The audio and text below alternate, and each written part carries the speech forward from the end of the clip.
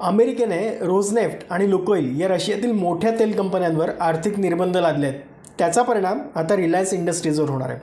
अमेरिकेने 22 ऑक्टोबरला रोजनेफ्ट आणि लुकोइल या 2 रशियन कंपन्यांवर निर्बंध लादलेत आणि त्यामुळे त्यांच्या उपकंपन्यांशी सुद्धा जर व्यवहार केला आणि त्या अमेरिकेव्यतिरिक्त असतील तर त्यांच्यावर सुद्धा दंड आकारला जाणार आहे अशी घोषणा त्यांनी केली आहे.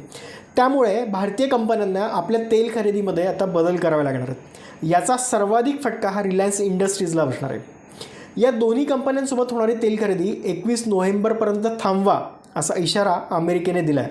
सध्या भारताच्या तेल आयातीमध्ये रशियाचा वाटा हा जवळजवळ 1/3 आहे आणि रशियाकडून दररोज 17 लाख बॅरल तेल आपण खरेदी करतो.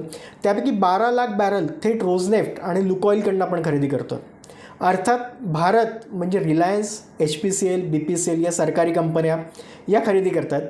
प्रायव्हेट सेक्टरमध्ये रिलायन्स आणि नायरा एनर्जी यांचं तेल खरेदीचं प्रमाण हे सर्वाधिक आहे. रशियन तेलाचा तुटवडा भरून काढण्यासाठी भारताने आता ब्राझील, आखाती देश, आफ्रिका, कॅनडा आणि अमेरिकेकडनं तेल खरेदी करण्याचा निर्णय घेतला आहे. मात्र या देशांकडून तेल वाहतुकीचा खर्च सर्वाधिक असणार आहे. यामुळे रिलायन्सचा खर्च हा वाढणार आहे.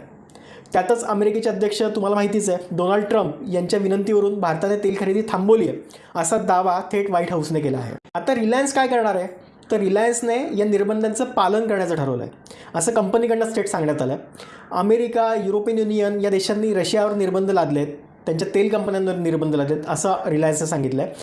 अमेरिकेसह युरोप, ब्रिटनने घातलेल्या निर्बंधांचा सध्या आम्ही अभ्यास करतो आहे, त्याचं मूल्यांकन करतो आहे, कंपनीवर किती खर्च पडणार आहे याचा अभ्यास करतो आहे असं रिलायन्सने सांगितलं आहे. आता यामुळे काय होणार आहे तर रिलायन्सचा आयात खर्च वाढणार आहे.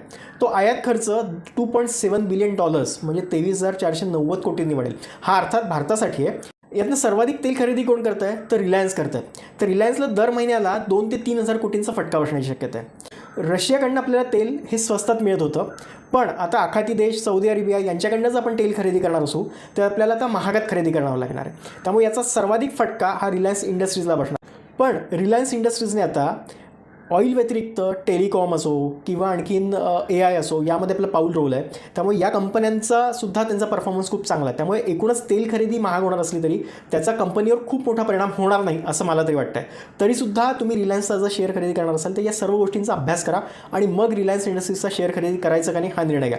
बऱ्याच ज्या ब्रोकरेज हाऊसेस आहेत त्यांनी रिलायन्सचा स्टॉक बाय करण्याचा सल्ला दिला आहे, पण बऱ्याचदा तुम्हाला माहिती आहे की काय सांगितलं तर जेव्हा शेअर्स पडणार असतो तेव्हाच अशा काही ब्रोकरेज हाऊसकडनं तो खरेदी करण्याचा सल्ला दिला जातो. त्यामुळे पाऊल हे सावध टाका.